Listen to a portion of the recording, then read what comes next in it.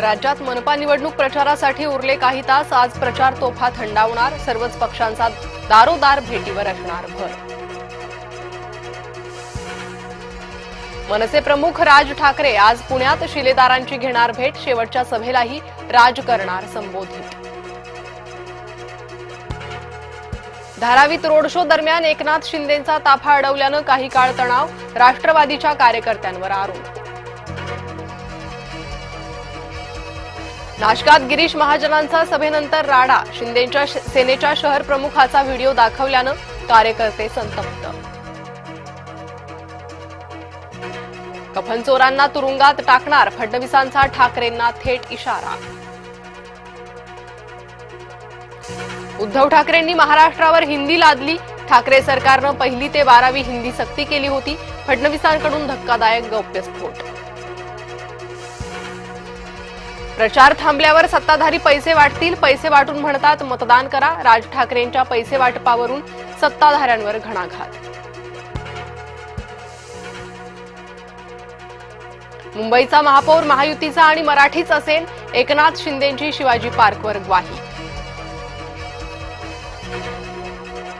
ठाकरेंनी 25 वर्ष खुर्च्या उभवल्या तरीही मुंबईत मराठी माणूस संकटात का? फडणवीसांचा ठाकरेंना सभेतून थेट सवाल. अदानी घरी आले म्हणून त्यांची पापं झाकायची का? अदानीसोबत मैत्री अशक्य. ठाण्यातल्या सभेत राज ठाकरेंचं वक्तव्य. रोजगार देणाऱ्या प्रत्येक उद्योगपतीचं स्वागत. फडणवीस उद्योजक आले नाही तर रोजगार कसा मिळेल? फडणवीसांचा ठाकरेंना सवाल.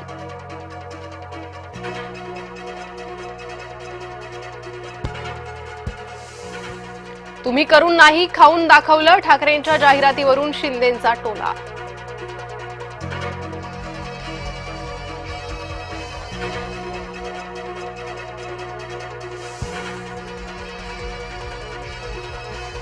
आमच्यावर दादागिरी केलेली सहन करणार नाही. उद्धव ठाकरेंचा इशारा.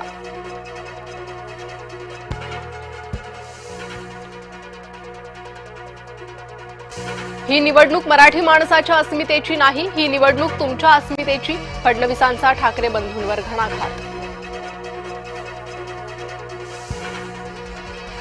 उद्धव ठाकरेंनी मुंबई मनपात 3 लाख कोटींचा भ्रष्टाचार केला. अमित साटम यांचे उद्धव ठाकरेंवर गंभीर आरोप. नवी मुंबईत आंतरराष्ट्रीय विमानतळाला दिबा पाटलांचं नाव देणार. मुख्यमंत्री देवेंद्र फडणवीसांचं वक्तव्य. जिल्हा परिषद निवडणुकांना मुदतवाढ. आता 15 फेब्रुवारीपर्यंत होऊ शकतील निवडणुका. आरक्षणाची टक्केवारी अभ्यासण्यासाठी कालावधी वाढवला. शिंदे आणि नाईकांमध्ये टोकाचा वाद. एकनाथ शिंदेप्रमाणे मी औषधावर जगत नाही. श्रीकांत शिंदेंच्या आरोपाला गणेश नाईकांचं सडेतोड प्रत्युत्तर. जो महापाप करतो तो महापौर होतो. नगरसेवक स्वतःला मालक समजतात. मुख्यमंत्री देवेंद्र फडणवीसांचं कोल्हापुरात वक्तव्य.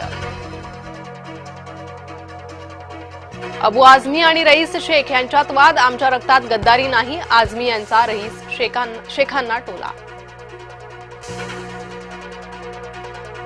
माजी उपराष्ट्रपती जगदीप धनखड AIIMS रुग्णालयात दाखल. वॉशरूममध्ये 2दा बेशुद्ध पडले धनखड.